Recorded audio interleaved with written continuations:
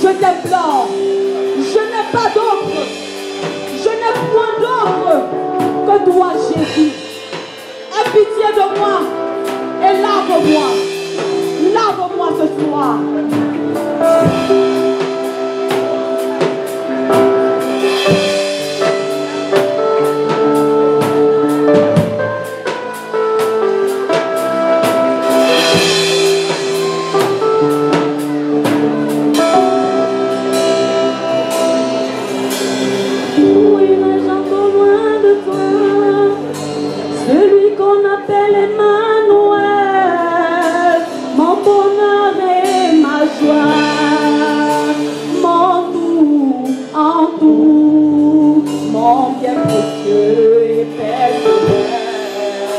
Mon ami, mon cœur, mon Jésus.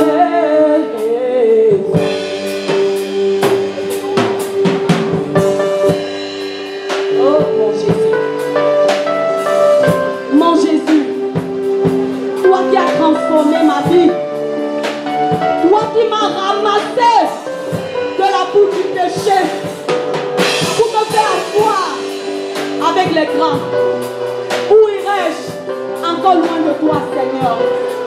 Oh, je n'ai personne d'autre. Je n'ai personne d'autre que toi, Père. Il y a un bonheur qui chante en moi et qui me donne la joie,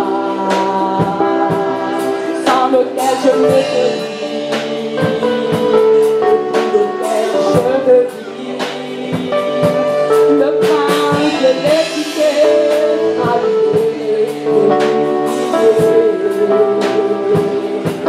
a changé d'identité. Je m'appelle racheté. Où irai-je encore loin de toi? Celui qu'on appelle Emmanuel, mon bonheur et ma joie, mon tout en tout, mon bien précieux. Mon ami, mon cœur, mon Jésus, mon Jésus, mon Jésus, mon Jésus, je n'ai pas d'autre que toi, Seigneur. Mon Jésus, mon Jésus.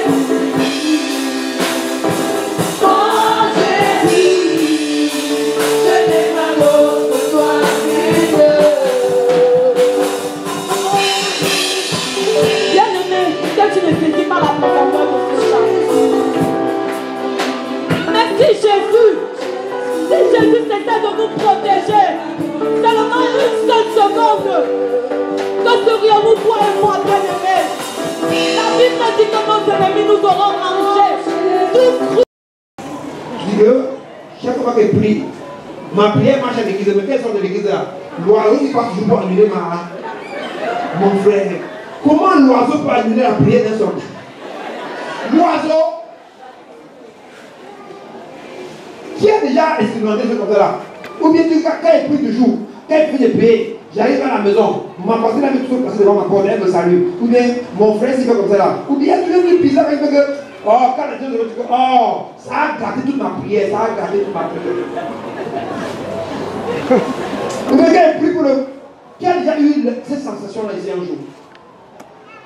Qui est souvent courageux quand tu es dans l'église? On prie pour le travail. Tu sais qu'avant les gens, tu as le travail là. Mais quand tu sors, tu es encore sur le moyen d'emploi, tu as l'impression que vraiment, tu es vraiment plus augmenté. Parfois, c'est ça. Vous savez pourquoi ça ne marche pas? C'est parce que vous avez lié le combat à vos émotions et vos sentiments. Sentiment veut dire quoi? Des corticons. Senti qui fait comment? Qui ment.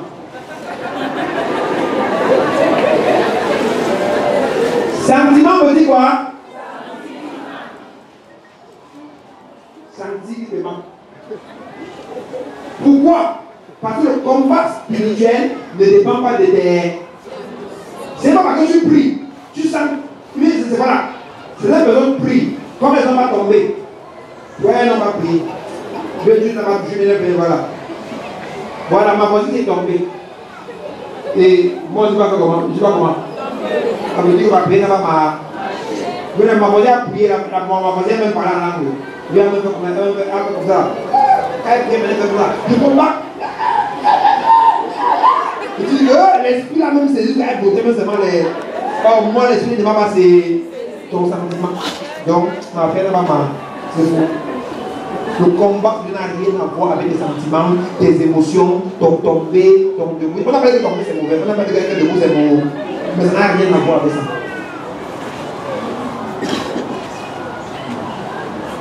Alors, dit 2 Rois 6, verset 14, verset 15 à 16.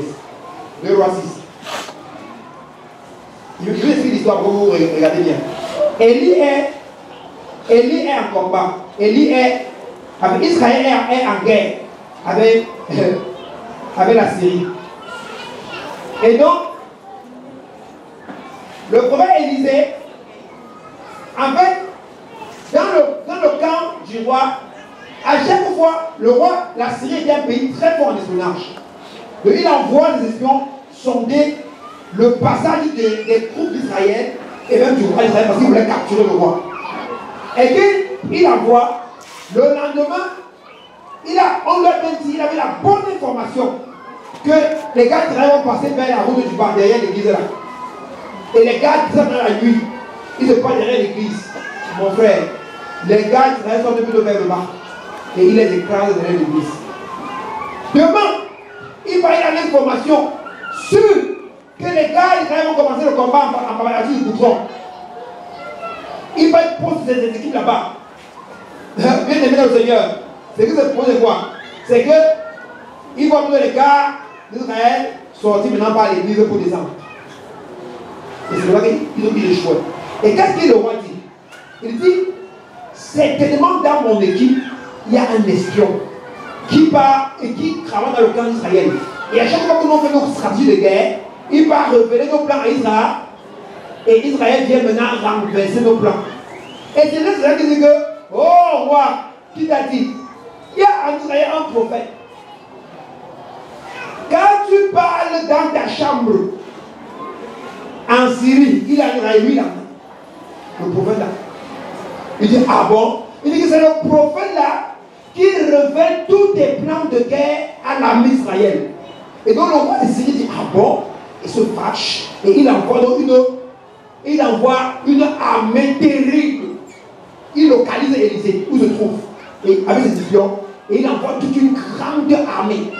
On dit qu'Élisée dormait avec son serviteur. Et il se réveille le matin. Quand son serviteur sort, oh, rafle général, c'est fini pour nous. L'armée a fait comment? Encerclé. Disons ensemble. On dit quoi? Le serviteur de l'homme de Dieu, le bon matin est, et voici une coupe entourée quoi? Avec les chevaux et le serviteur dit à l'homme de Dieu, ah mon Seigneur, comment allons-nous faire? Voilà l'armée de l'ennemi qui nous a encerclés. On va faire. Verset 16, allons-y. Il répondit, ne crains point, car ceux qui sont avec nous sont en plus grand nombre que ceux qui sont avec nous. Ah bon? Regardez, frère, je donne à vous une bonne information. Ceux qui sont avec toi sont plus nombreux que ceux qui sont avec toi. Mais vous ne croyez pas. C'est pourquoi avant de commencer le combat, je dois d'abord comprendre que ceux qui sont avec moi sont plus grands que ceux qui sont contre moi. Donc on ne parle pas de ce que je ressens ou de ce que je ne ressens pas. Que je le sens ou que je ne le sens pas, c'est la vérité biblique. Et là, tu vois que, écoutez bien, bro, écoutez bien. Quand il dit ça, quelque chose se produit. Il y a donc attention. Le gars dit au boss comment? Au prophète comment? Comment tu peux dire que ceux qui sont avec nous, je te dis, tu es assis là-bas dedans. Moi qui suis sorti, Je te dis qu'on nous a enseigné avec l'armée que j'ai vue. Je n'ai même vu aucun soldat d'Israël là-bas. Et toi, tu dis que ceux qui sont avec nous sont comment? Plus nombreux que ceux qui sont avec eux. Et le prophète disait comment que lui ne comprend rien du combat. Nous sommes les armes, nous sommes l'armée céleste, l'armée spirituelle. On ne combat pas avec les armes physiques, mais nos armes sont comment? Alléluia. Amen. Alléluia, maman. Qui veut connaître la suite de l'histoire? Dis à ton voisin, Tanda.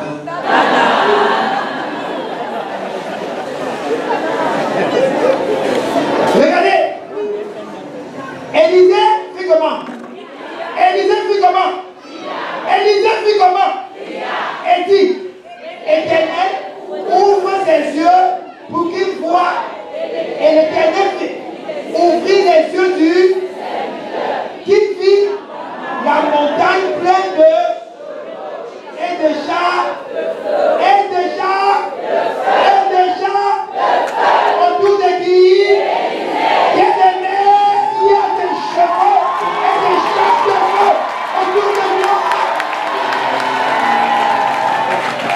Quand vous me voyez marcher des yeux physiques, voyez un pasteur, comme un jour d'esprit, un démon m'avait dit que le gars comme il est mince, c'est comme ça insulter les gens. Qu'est-ce mange même? Regarde comment il est. Oui, tes yeux voient un gars qui est mince. Frère, mais dans la réalité, il y a des chars de feu qui m'entourent. Quand je marche, ils marchent avec moi. Quand je me tourne, ils se tournent. Quand j'avance, ils avancent. Ils sont là. Allez.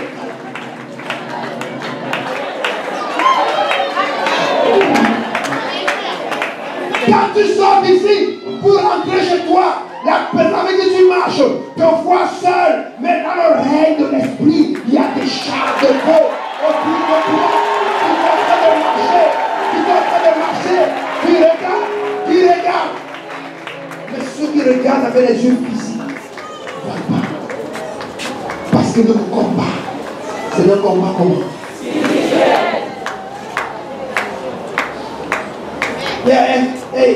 Elle a tout dit là, oh pasteur, vraiment, avec les ennemis contre toi là, ils peuvent te faire.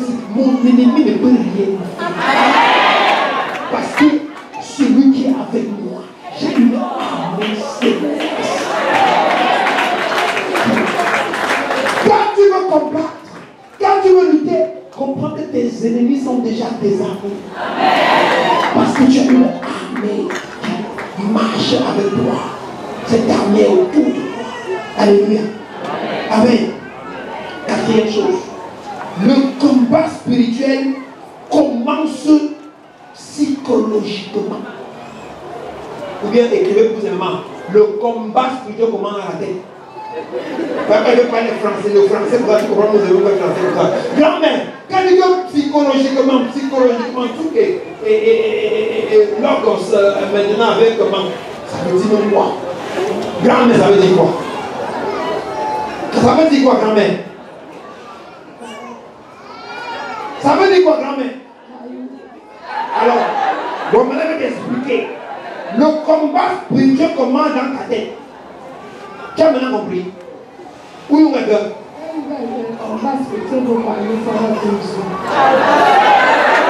Voilà, Tim Timzou, je dis encore bien en français.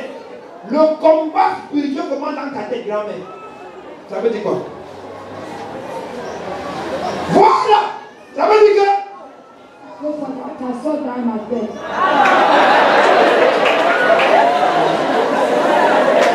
Alléluia! Le combat spirituel commence à la tête du croyant. Ça veut dire que si ta tête ne marche pas, la tête ne marche pas bien, tu as perdu ma tête comme ça. Et je veux que vous retenez bien ces points.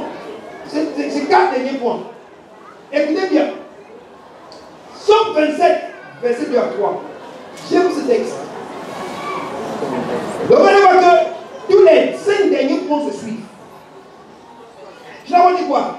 Le combat spirituel n'est pas lié à mes émotions. Parce qu'il y a une réalité. C'est que quand je deviens enfant de Dieu, je me convertis, j'ai une grande armée de feu qui m'entoure. Que je tombe ou que je ne tombe pas, que je sente ou que je ne sente pas, l'armée de Dieu m'entoure. Amen. Amen. Maintenant, je passe au quatrième point. Ici, le combat spirituel commence dans la tête ou bien psychologique. Somme 27, verset 2 à 3. Regardez ici.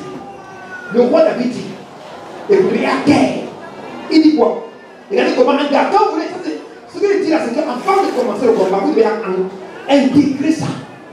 Il dit, quand les méchants s'avancent contre moi pour dévorer ma chair, ce sont mes persécuteurs et mes ennemis qui chancellent et qui tombent.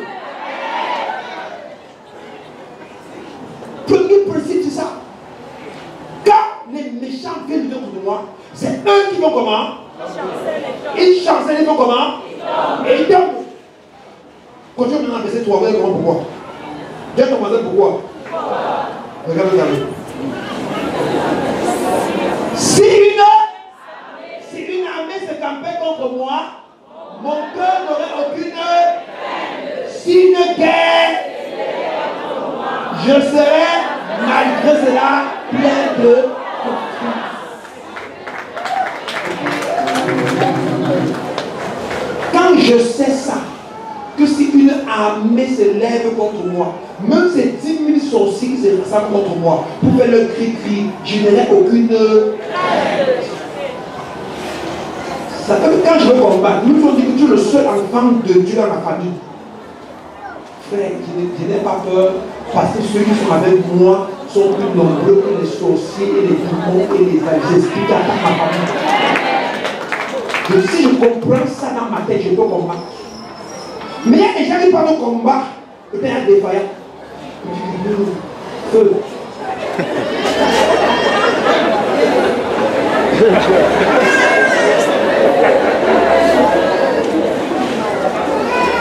Parce que dans la tête, il ne comprend pas que ceux qui sont avec lui sont plus non. Et que deux, même si une armée se lève contre moi seul, je n'aurai aucune. Je n'aurai pas peur. Frère, tu n'es pas un être ordinaire. Tu es accompagné. Même si tes ennemis sont 10 000 contre toi, ils ne sont rien. Parce que ceux qui sont avec toi ne sont pas comptés en milliers, mais sont comptés en milliards. Ça veut dire en milliards de milliards. Il y a des armées, les chars, les avions. Écoutez tes frères et sœurs. Quand on dit que l'armée de Dieu t'accompagne, tu ne comprends pas. Écoutez bien, frères et sœurs. Quand tu deviens enfant de Dieu, tu es un chef d'armée, tu es un général d'armée. Et quand le général se déplace, il y a l'avion qui est les bombardiers. Il y a les chars autour. Il y a les soldats qui vont avec les carabiners.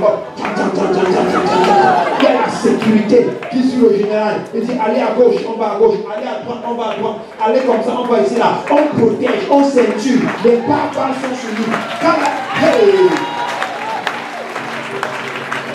Et donc on comprend comment entamer la semaine prochaine. Quand le combat est fort, on le prend, on le met dans les chars blindés. Et toi tu as le char blindé. Et c'est dans le char blindé que tu regardes l'adversaire. Tu donnes les instructions au tactique. Allez, équipe numéro 10, descendez, équipe numéro 11. Faites comme ça. C'est quand l'ennemi tire, boum, ça vient taper sur le char blindé, ça. Et tu continues la paix. Tu continues la guerre, bien-aimé. La guerre que nous menons, frères et sœurs. Bien-aimé, c'est une guerre dans laquelle nous sommes en sécurité. Même si nous sommes seuls, ce sont tes yeux physiques qui disent que tu es seul. Parce que dans la réalité, tu es dans un char blindé avec une armée qui t'accompagne.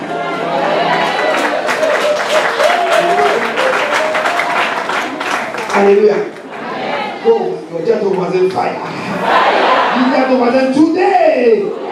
It is my day. Écoutez bien, on va ouvrir le psaume 6 verset, le psaume 3 verset 6 ou bien 7, c'est les versions. Bien-aimé le Seigneur. Quelle que soit la multitude de mes ennemis, quand le roi de l'ennemi comprend, il dit quoi?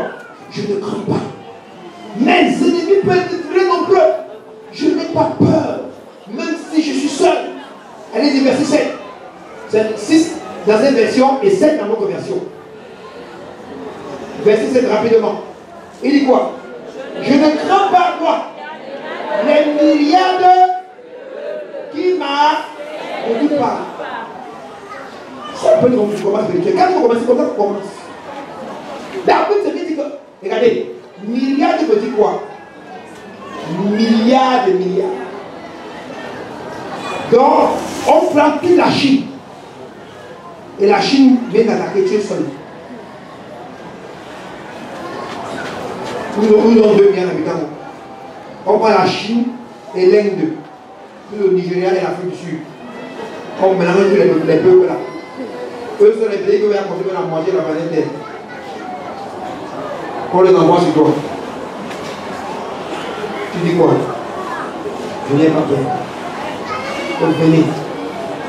Je n'ai pas. Je ne crains pas les milliers de peuples qui m'assiègent de toutes parts. Ça veut dire que d'autres viennent vers le haut, d'autres viennent vers le bas, d'autres viennent ici, à gauche, à droite, je n'ai pas peur. Quand je commence le combat, je comprends ça. Ça veut dire quoi? Quand on dit que ce sont les 9 notables qui sont levés contre moi, tu dis qu'ils sont seulement 9. Et puis la Bible dit que milliards. Ils sont seulement combien? 9. Peut-être qu'ils vont commencer à enterrer, ils vont s'enterrer les uns les autres. Pour un enfant, le monde dit que les sorciers du village, l'archipélia dit que le sorcier du village, on dit que tu ris. Parce qu'ils ne sont rien. Tous les sorciers de l'assemblée là, tu pries, ils sont rien. 5. Règle numéro 5. Notez bien. Ce n'est pas nous qui combattons, mais c'est Dieu. C'est pas nous. 2 Chroniques 20, verset 15. 2 Chroniques 20, verset 15. Amen. Vous allez voir qu'ici, le prophète Jécasiel parle au peuple. Et ici, il explique. Permettez que je retrouve la référence chez moi. Ok. Allons-y avec vous. Disons ensemble. Ouais. C'est qu'Israël va aller en guerre. Et le peuple leur explique que vous allez partir en guerre. Mais, véritablement, n'ayez pas peur. N'ayez pas peur de l'armée adverse. Parce que ce n'est pas vous qui allez combattre. C'est Dieu qui va combattre pour vous. C'est ce que c'est mon peuple. N'ayez pas peur. Pourquoi vous avez peur d'attaquer cet esprit méchant, cette force occulte? Pourquoi vous avez peur de chercher un démon? Oh, ici c'est le grand frère. Je vais aller chez tel pasteur. Je vais aller. Non, non, frère. Frère, non. C'est pas toi qui chasse. C'est pas toi qui combat. C'est Dieu. Lisez un peu, lisez. Jacaïe dit, allons-y. Soyez attents, tout Judas et habitant de quoi? Et toi, roi Josaphat. Ainsi, vous parlez l'Éternel. Ne craignez et ne vous effrayez devant cette nuit. Non. Il y en a une multitude, ils en encore en plus. Comprenez que c'est grave. Il n'y a pas peur. Toute ma famille contre moi. Tout, quand il dort, les gens me chassent. Ça fait quoi? Amen. Il me chasse. Mais c'est combien? Car ce ne sera pas. Ce sera qui? Dieu. Pourquoi vous avez peur? Vous croyez que c'est vous? Dis à ton voisin, c'est pas moi. C'est Dieu. Écoutez bien. Apocalypse 12, verset 7. C'est bien que. Dit que. Apocalypse 12, verset 7 que. Michael a une guerre au ciel. Et Michael et son armée ont combattu Satan et son armée. Dans le combat spirituel, se retrouve à quoi? L'armée de Dieu contre l'ange. Amen. Et l'armée de Satan contre le démon. Apocalypse 12, verset 7. Et dans Exode 14, verset 13, Dieu dit au peuple que ne craignez pas.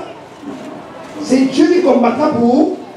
Je sais qu'on va vous donner des nous n'allez plus jamais Il dit que c'est qui combattra pour vous? Qui combattra pour vous? Pourquoi vous avez peur de vous engager le combat spirituel? Est-ce que c'est toi? C'est qui? Alléluia. 6e point.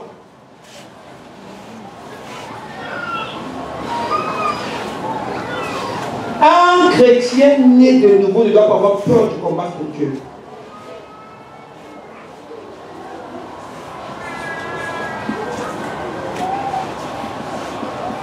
Frère, nous allons ouvrir rapidement 2 Chroniques 32, verset 7 à 8. 2 Chroniques 32, 7 à 8. Vous allez voir qu'à chaque fois, Dieu vient dire au peuple, ne craignez pas. N'ayez pas peur. Ne craignez pas. Cet ennemi que vous voyez, la série que vous voyez là, il ne peut rien contre vous. Ne craignez pas. 2 Chroniques 32, verset 7 à 8. Rapidement, est-ce qu'on peut le lire? Lisons ensemble. Fortifiez-vous et ayez quoi? Très bien. Fortifiez-vous et de quoi? On n'a pas dit demander à Dieu de vous fortifier. On a dit que vous fortifiez vous-même. À travers l'enseignement, en disant quoi? Je sais que je ne suis pas seul. Je sais qu'il y a une armée qui m'entoure. Je sais qu'il y a des myriades d'armes qui m'entourent. Je sais que c'est mon papa qui combat. Je sais que c'est Dieu qui combat. Donc je n'ai pas peur de mon ennemi. Pourquoi vous avez peur des Malaisiens? Comme vous voyez les chrétiens qui commencent aujourd'hui dans la marche avec Dieu. Ils prient. Après, vous voyez la même personne chez le marabout. Vous voyez la même personne aller encore, retourner dans les vomissures. Pourquoi? C'est parce que cette personne a eu peur. L'ennemi vous a fait comment?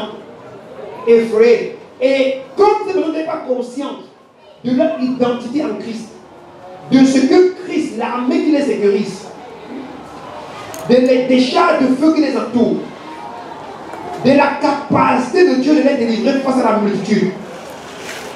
Et il m'a dit que, il y a tellement de gens qui veulent te tuer, va venir te faire blesser.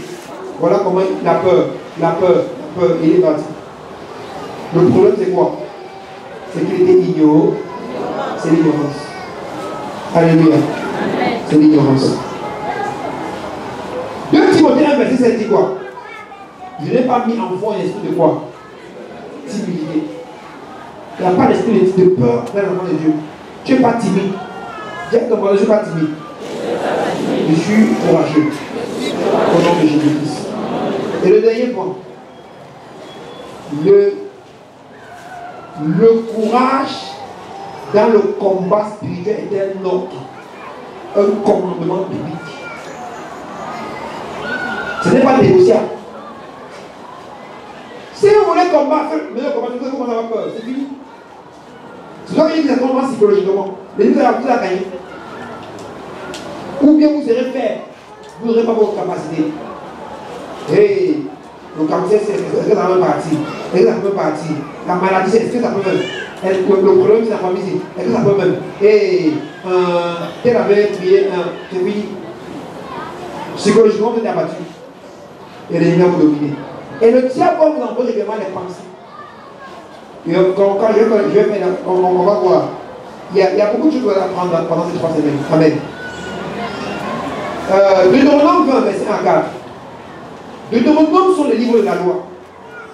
Ce sont Deutéronome, Exode, Nombre, Deutéronome sont les livres de la loi qui présentent la loi de Dieu. Et ici, c'est un ordre que Dieu donne. Deutéronome 20, verset 1 à 4. C'est un ordre. Pour celui qui veut s'engager dans le combat spirituel, c'est un ordre.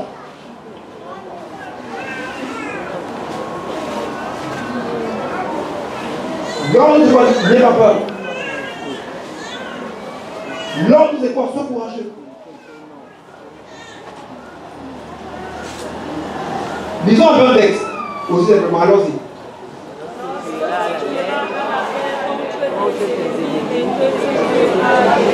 Lorsque tu iras à la guerre contre eux, et que tu verras des chars, un peuple. Oui, ici, là, écoutez bien. Ce sont les livres de la loi. Et ça fait partie des lois d'Israël. Des lois de la guerre. La loi, c'est comme on dit quoi? Tu ne voleras pas, tu ne mentiras pas. Ça, c'est une loi. Ce que je vous dis là, c'est un commandement de Dieu. Seulement, elle a ceux qui font des 10 commandements ne sont pas des commandements qui mènent à la mort. Est-ce que vous comprenez? Parce que les 10 commandements ont été tirés en 613 lois par les pharisiens. Et ça fait partie des commandements de Dieu. Qui dit que lorsque tu vas aller en guerre contre ton ennemi, voilà comment tu vas faire. C'est un ordre. Ce n'est pas une option. Ce n'est pas que si je veux, je fais. Si je veux, je suis courageux. Si je veux, je fais. Non, c'est un ordre. Au point où jamais tu as peur, tu dois encore prendre chercher la force avant de commencer. Te fortifier avec les paroles, en lisant la Bible, en chantant, en louant, en proclamant sur toi, pour que ton corps chauffe un peu. Et là, tu commences. Amen. Lisons ça rapidement, on y va. Lorsque tu iras à contre terre, et que tu verras et des chats et un peuple plus nombreux que toi, tu ne les craindras, car l'Éternel ton Dieu qui t'a conduit est avec eux. Au final, ce problème, cette difficulté, ces défis au bureau, ces défis dans la famille, tu n'as pas peur de ça. Au final, tu n'as pas peur. Peu importe le problème que tu rencontres, peu importe l'adversaire, l'ennemi, peu importe l'intensité du problème, tu n'as pas à avoir peur. Verset 2, allons-y. À l'approche de quoi? Ouais. Dieu parlait sur le peuple d'Israël. Il ne parlait pas parce qu'il est une armée. En Christ, nous devenons tous des soldats. Pas de civils parmi nous. Pas de civils. C'est une armée.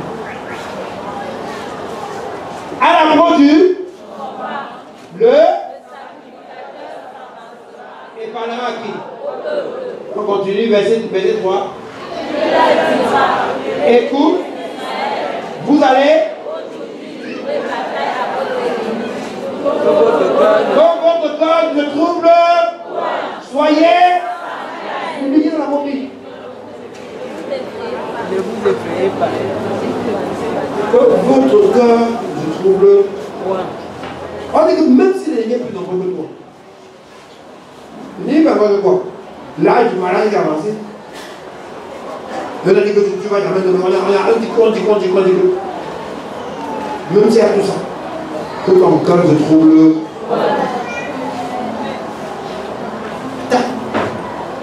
Ça peut être dans une entreprise. On peut t'assister de tous les côtés. Vous faites tout, n'avance pas et tout. N'aie pas, avant de commencer le combat, n'aie pas. Il y a combien de choses? Continuez maintenant, on y va. Soyez sans crainte. Ne vous effrayez.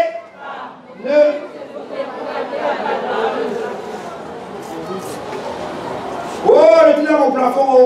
Oh, le petit qui saute dessus. Oh. Fais peur de quoi?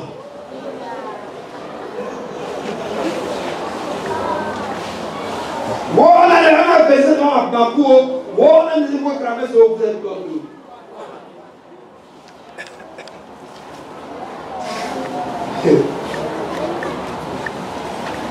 Le but de l'enseignement de vos parties avant sur la psychologie, comment c'est génial. Dès que vous devez regarder maintenant le lion, quand vous regardez le lion, il meurt. C'est marrant, vous venez pour commencer à prier. Le lion peut comment? Il meurt d'abord. C'est ça qu'en fait. Quelle série? Ce sont des connaissances qui vont vous aider. C'est un ordre d'Israël, c'est pour tout le peuple. Et juste aujourd'hui, ça marche. Maintenant, on continue.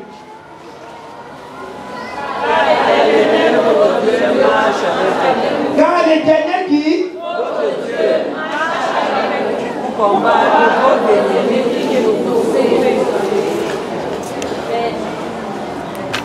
le combat spirituel n'est pas ton combat. C'est le combat de Dieu.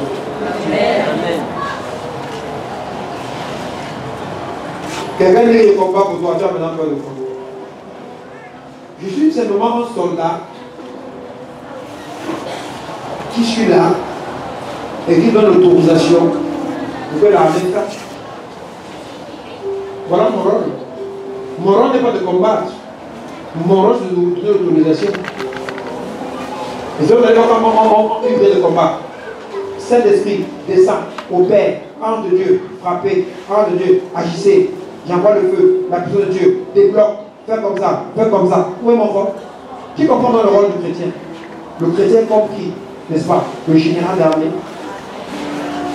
qui est là et qui est en gros qui donne l'autorisation. Parce que ce n'est pas lui qui combat. Je n'ai pas besoin de mettre devant le diable, je peux l'aider 10 minutes. Mais même une seconde. Il de manger. Tu ne peux pas résister. À cause de Christ en toi. La puissance de Dieu en toi. C'est lui qui combat. Je n'ai pas peur de l'adversité. Je n'ai pas peur de mes ennemis. Je n'ai pas peur, je n'ai pas peur. Et c'est quand vous comprenez ça, frères et sœurs, vous n'avez pas peur des francs-maçons, vous n'avez pas peur des religieux. Qui comprend pourquoi c'est pour vous un franc-maçon, quand tu le vois, qui n'est rien devant toi. Un rosicrucier n'est rien devant toi. Un marabout n'est rien devant toi. C'est pas toi qui combat, qui combat. Qui combat? Que le Seigneur bénisse notre vie de parole. Je vais pouvoir prier.